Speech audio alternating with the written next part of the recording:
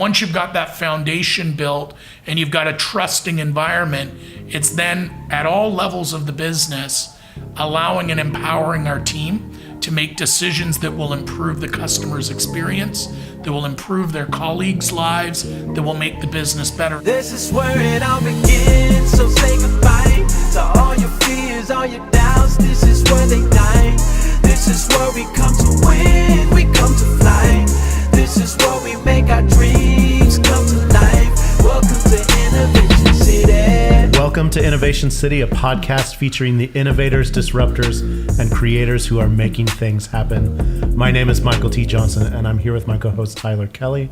And we are in Venture Cafe Miami tonight. So Venture Cafe is the largest gathering of entrepreneurs, innovators, disruptors anywhere in the world. So on a Thursday night, if you're near a Venture Cafe City, I would highly recommend you go, meet some people, learn some new things. I'm very excited tonight because we have Gregg Hewitt, and Gregg Hewitt is the CEO at DHL Express US. Greg, thank you for being here. Michael, thank you for having me. Tyler, yes. Nice to meet you guys. Welcome. Well, let me tell people just a little bit about what you've accomplished over 25 years with the company. DHL is a global organization. Sure is. And you're responsible really for all aspects of the U.S. International Express business, and then leading like the board and the management teams and those types of things. But you travel a lot. I do. To meet with team members. And do you manage 10,000, or you're at the top of about 10,000 U.S. There's about workers? 10,000 people here in the U.S. Wow. And you're a writer, you author publications and all those types of things. So there's a lot to talk about, and you're really focused right now on change management and kind of just like, instead of being disrupted, being the disruptor. Yeah, I think it was interesting, as Michael said, tonight at Venture Cafe, you've got the great minds around disruption, innovation, and creativity. I don't know that I put myself in that category, but I certainly want to come to sites like this and learn from those that are living in that space. As you mentioned, Tyler, I've spent 25 years in corporate life with DHL, and I think when you're in a big business and you've run with it, there are things you learn that will add strength that I can teach and help young entrepreneurs and business owners as they come up based on structure, setup, and such that comes with being in a corporation.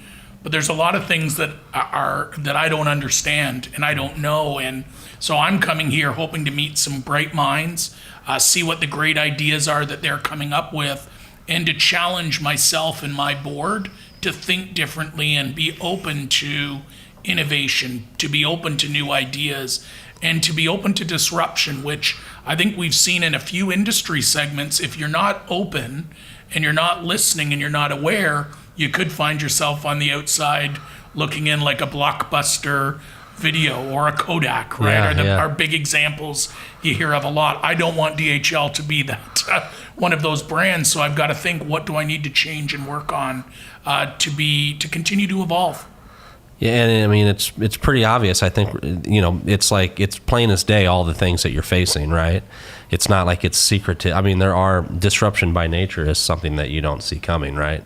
But there's a lot that you do see coming, I'm sure you're preparing for. The cool thing about places like Venture Cafe is that you have CEOs of DHL, you have like the most amazing developers that have these crazy ideas, and all these people kind of just like come together on a Thursday night, and that's how like amazing ideas just kind of happen. Yeah, we share problems, we share ideas. For me, it's what are people working on, thinking about?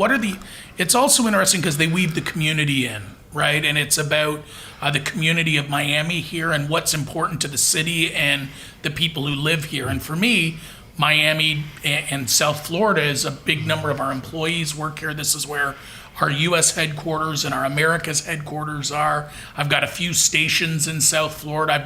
There's a big Miami hub, and this is really a gateway for us to Latin America, in and out of the U.S. So for me, it's an important, vital community, and I want to see Miami succeed, and I want to see South Florida succeed. So you even get some people, whether they're government officials, not nonprofit organizations, advocacy groups, combined with entrepreneurs, startups, educators, and corporate citizens, all just sharing ideas. I've done workshops here that covered social responsibility and the role corporations can play in the community. Tonight I was here talking about innovation and best practices for corporate innovation. So it's always interesting to join the cafe and just think outside your own corporate four walls for just for a few minutes. And luckily, I'm actually here in Miami this week, not traveling, so it worked out well.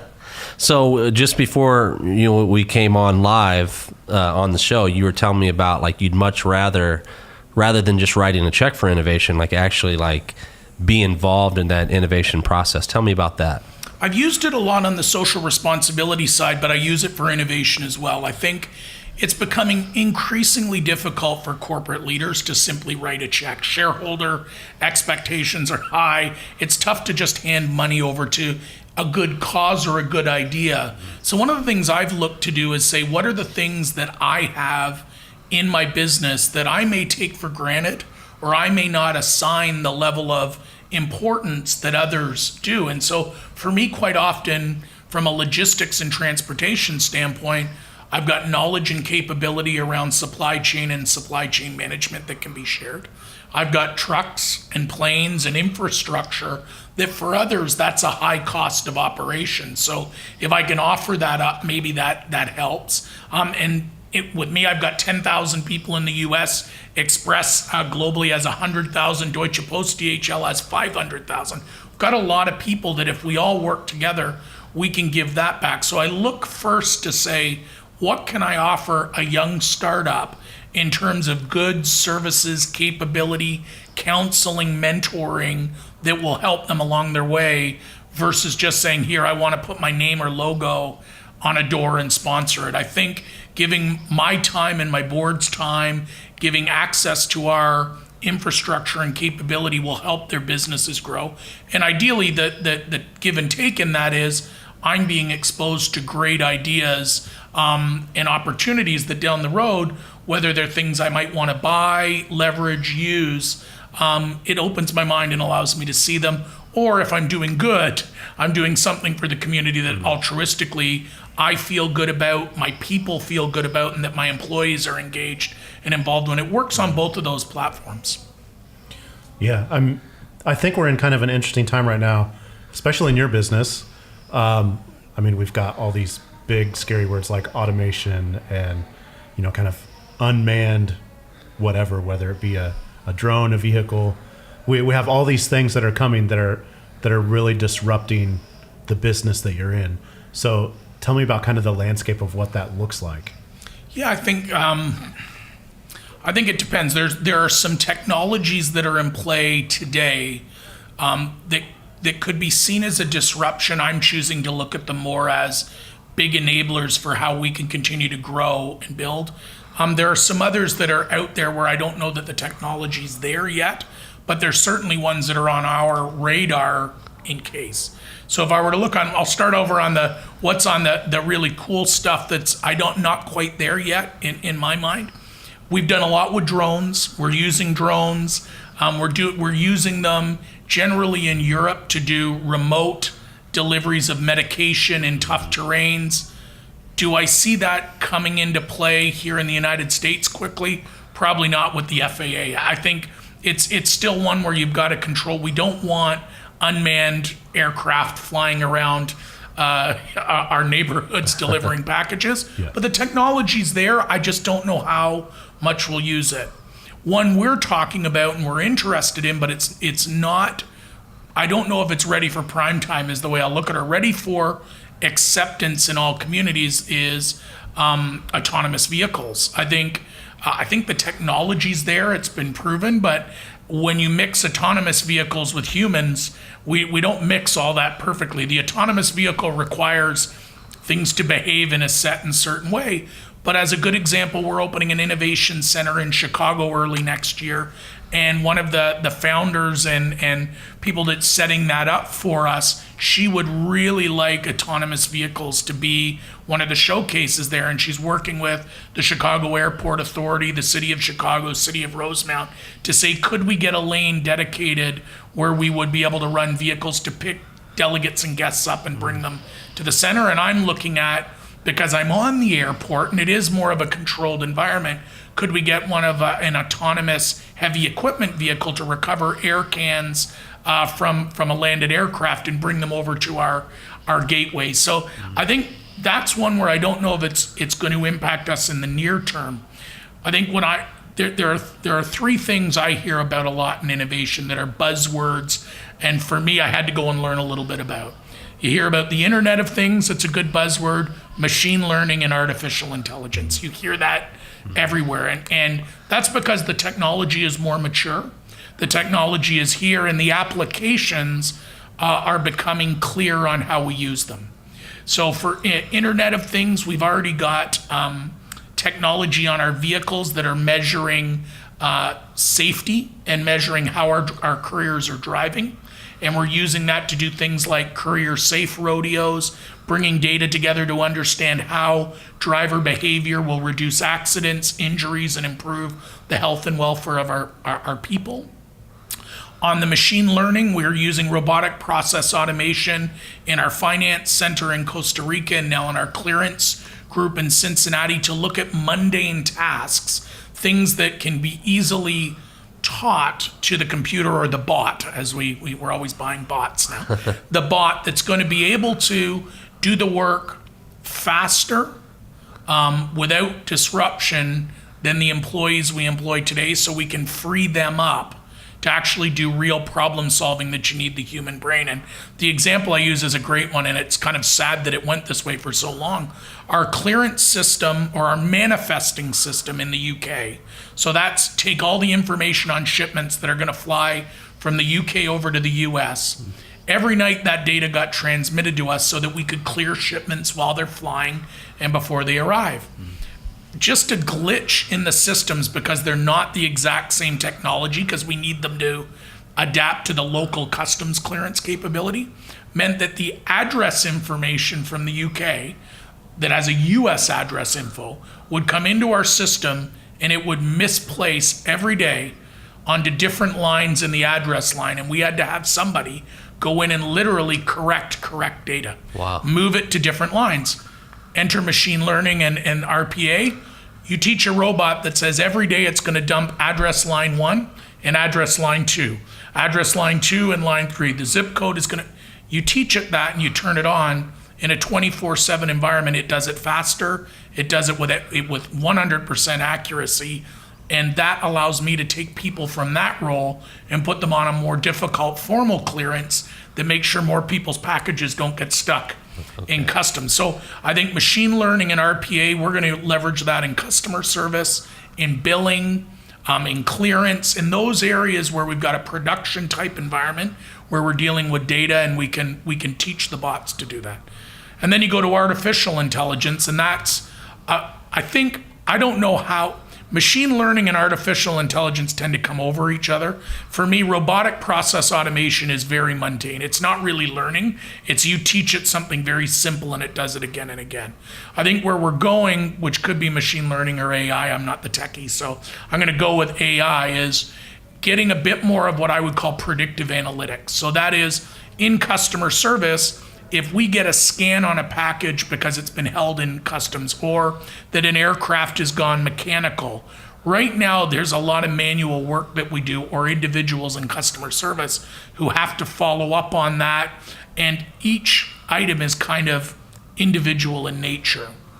I think where we're going is we'll be able to proactively track and trace, respond in real time to every single shipment every night, no matter where it is, because using AI, it can look at the scans that we captured today anyways, and it can say, based on that same scenario over a good period of time, this is what DHL operators do to respond to that and improve it. And ideally down the road, we're going to send that info to the customer so we can be a little bit more proactive.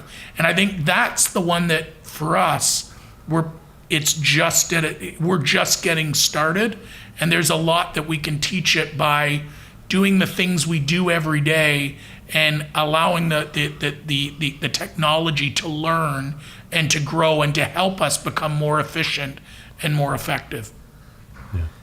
And I want to kind of shift gears a little bit and talk about So as CEO, as a leader of a large organization, and you talked about here in the U.S., you've got 10,000 people in kind of a space that is ripe for disruption. As a leader of all those people, how do you empower them to bring you innovative solutions in such a large organization?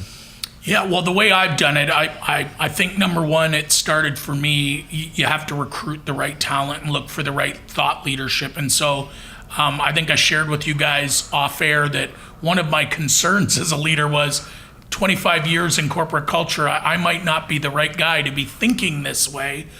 So you have to hire some people that are thinking that way. And so my CIO, Anna Zarata, is a marketing background, IT background, very creative, one of the thought leaders around innovation and creativity. When I brought her on board as my CIO, one of the things she came to us with was the idea that it did need to be separate, and that she had an idea for a group she calls Brain that was cross-functional in nature. She didn't need a lot of people and a lot of money, but it was a methodology to look at things, evaluate them critically, quickly, to do fast prototyping. And I know we're not supposed to say fail fast anymore. I think we're supposed to say encourage innovation now, but I thought of it as fail fast. Like, let's do some things quickly that aren't big money, that if it doesn't work, we're not worried about it. It doesn't cripple the P&L of the business. But if it does work, might unlock bigger potential as we rolled it out in other ways. And she built this team. She brought some new people onto her IT team. We brought some different people in from a program and product management standpoint. And then we opened up a portal to our business and asked our people, what do our customers need and want? What are your pain points within our business? And we got a lot of ideas, and we looked to this Brain team to sort through them, prioritize and rank them, and then they kind of build them out. And my CFO and my CIO are kind of the first gate to go on to fast prototyping. But at that point, the prototypes are brought back to the board, and probably more traditional to a corporate culture, they've got to make a business case, demonstrate ROI, and they're asking for money. It's a bit like Shark's Tank or Dragon's Den, where they come and pitch us in 30 minutes the idea. And I'll say that there's been very few that we've said no to. So a bit of this is none of the projects are so big and so out of scope that we're worried about it. We just say yes to a lot. And I guess the one way I've encouraged that is by helping them look at it in a way that we can say yes easily, which is, don't talk to me about having to, I call it the mothership, right? Any of us in a big corporation have that big mother box that everything's got to tie into. And if I want to change it in the US, I've got to make sure it works in 221 countries and territories. And I've got an army of people waiting to tell me why it can't work. So I've said, focus your energy on stuff we can do here in the US that only impacts our systems, our people, our processes, our customers. Let's do proof points here, and then when it works, let's go to the big stage, and then we can try and fight off the Dr. Nose or I always think of it in a Star Wars, it's the big Imperial spaceship with the TIE fighters. The TIE fighters are coming out to shoot us down. I'm like, we got to have something really good to go to them with. And so she's done an amazing job kind of harnessing those resources and bringing, I think we look for 2 or 3 a quarter. So we've got our kind of 8 that we've done this year. And they range from some things which, when we first looked at them, were very small and didn't think there'd be a big impact, that we're getting a lot of internal employee satisfaction and cross BU thumbs up that works and it's helping, to small ideas that she and the team couldn't do on their own, but by going and finding an outsourced third party from a technical standpoint, they've picked it up. And that the big one on that would be around route automation. And so looking at what people say, everyone now as a consumer looks at Uber and says, why can my Uber tell me you're 2 minutes away? Why can't you as a courier tell me where my package is and that the truck's driving down the street? I can give you every reason why not. And I can tell you that there are concerns around security and such that we're wrestling with. But the whole idea of having a software that dynamically routes in real time and chooses the most efficient and effective, a la Waze entering the market and doing that. That'd be cool. We need to leverage that. So we kind of went with it and said, we can do that, but building that ourselves might take longer than getting someone who does that already. So we tested both. We had a group globally building something out themselves. We looked at 2 or 3 partners here in the US who we felt were a little more mature in the technology field. And we prototyped and piloted in 4 different stations, each of those models. And I think I'm not surprised that an external ones won out, that there was another company that was further along with the technology that could adapt to our system while recognizing that it would need to tie into global systems. So that's kind of that balance that once we'd proved it, we had to go to the mothership and say, listen, we're going to need to plug into you.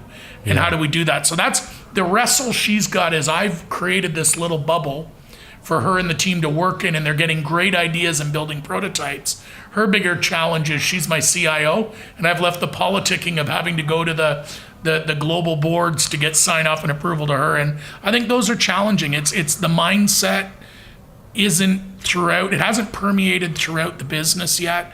That mindset of change and willingness to do things differently hasn't changed. A lot of the people that have built our architecture and have built our systems, which are very good, want to protect them, and they're not always set to be open and accepting to change. So I think we're evolving. We're really at the start. I mean, I think we're in our infancy, but at least it's on our radar. At least leaders like me across Deutsche Post, DHL globally are thinking innovation, are talking innovation, are thinking about disruption, are aware of it. Where if I look a couple of years back, we wouldn't have been. We were riding high, profits are good, e-commerce and globalization is flying high. We're riding that wave and nothing can stop us. It doesn't take long for that to shift and change, and I'm glad at least now we're talking about it, even if we're not great at it yet, and there's still room to go. So you come from a sales background, I think you mentioned, yes. Right? So in terms of like your competitive landscape, are you thinking of like the other courier services, or are you thinking like future technology as your greatest competitor at this point? Well, I mean, most notably, the one I get asked about all the time is the emergence of Amazon, right? Which was a book company that now is not a book company and looks an awful lot more like a competitor to us than it even did 3 or 4 years ago, where it was more of a technology and marketplace. I think my look on that is we've embraced it. They're a very important customer and partner of ours, and one that we do a lot of work for. And strategically, we've said we need to adapt and work with them because it doesn't make sense to bury our head. So I think they've disrupted our industry overall, and I think they can do some things we can't right up front, being with our systems and our structure. But whatever they do, sometimes I look at them and those like them and say, they are the ones failing faster, trying things, and whatever sticks, we'll need to adapt and we'll. An interesting thing, Dr. Frank Apple, who's our global CEO for DPDHL, I met up with him last year in Germany, and this was when I was really questioning, am I the right kind of leader for the S-curve of digitalization and for where we need to go? And one of the things he reassured me was that 95% of the people that work in the organization need to make sure that the really good, strong, profitable organization we have keeps running and keeps adding value for our customers, keeps adding, being a great place to work for our people, and has a focus on delivering the profits that we need to return on shareholder value. And I fit that mold very well. What he said was, what we have to get better at is finding, developing, recruiting, and cultivating that 5% that have that startup mentality, that have that creativity, that have that innovation, that if we're honest, we've probably stifled and chased off in years past.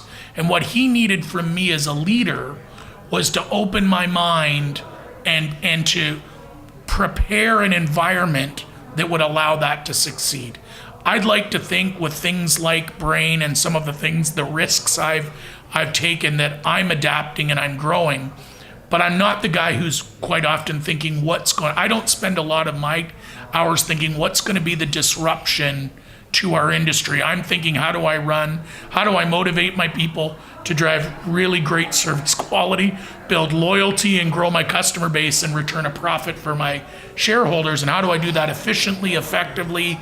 But how do I build a structure that does recognize the risks that are out there and prepare us for that, and listen to them when they raise their hand and say we should pay closer attention to this?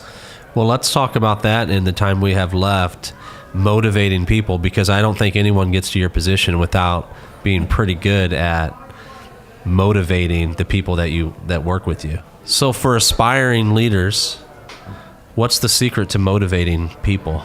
Well, I don't think there's a secret, and I don't think there's any one thing. I think I'll share that from very early on in my career, I was able to recognize that I took a lot of satisfaction, a lot of self-actualization from helping others.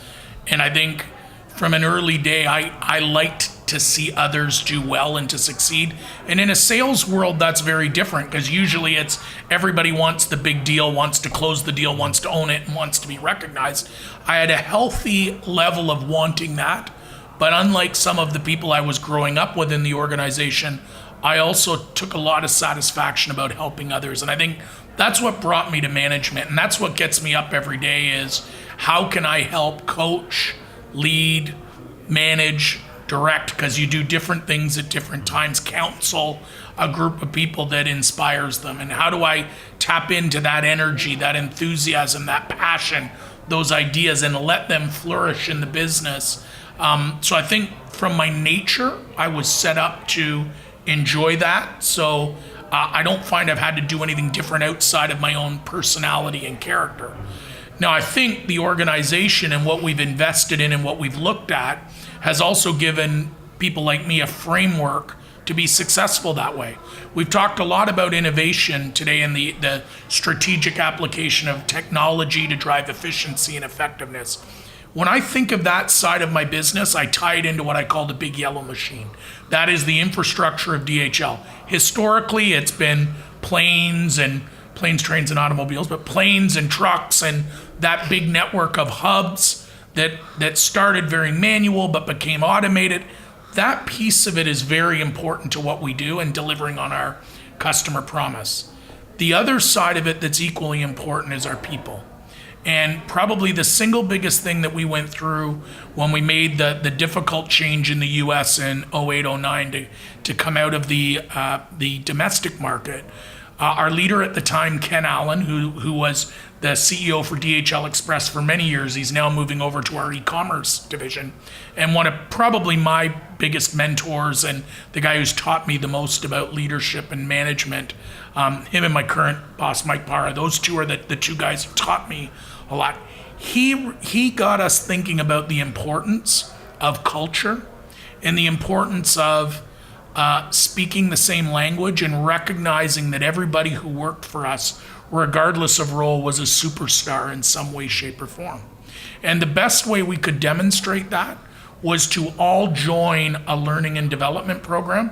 Whether you were him as a CEO or a frontline courier, we all need to go through the same induction programs. We need to learn the vast, rich history of the organization.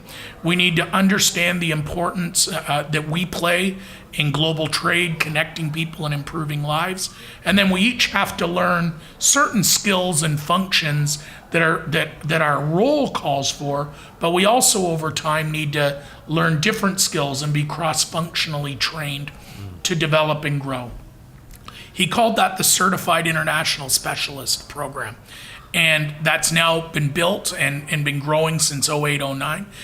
The certified program's been adopted across our other business units, and probably, I guess it's probably in around 2012 or 2013, we would have had the Certified International Manager Program, which started to recognize that we needed to teach our leadership team what are the values, the beliefs, and the way we wanted people to lead the business. And probably the biggest thing we learned when we looked honestly at our organization was we were very results focused. So we had a lot of results-based behaviors. We like KPIs, we drive profit, we drive on-time performance, everything gets measured. But what was missing was a lot of the respect-based culture and the way we treat people, and recognizing the importance of connecting, empathizing, understanding the motivation of our people, and helping them understand both the important role they play in the company today and the role that they will play in the future, and helping them understand what are the things they need to do to develop and grow. And I think that program's morphed and grown. It's got 3 big modules of Certified International Manager. We created a similar one called Certified International Supervisory Academy, recognizing that frontline supervisors interacted and touched more people every day. So it's not just top leadership and management that we needed everybody to espouse and build into the values, the beliefs, and the leadership style and the leadership attributes that we as a business believe in. And that ties back into, there are certain things every leader needs to think about in your head, your heart, and your guts, that you kind of think, act, feel, and do, that we talk about it a lot.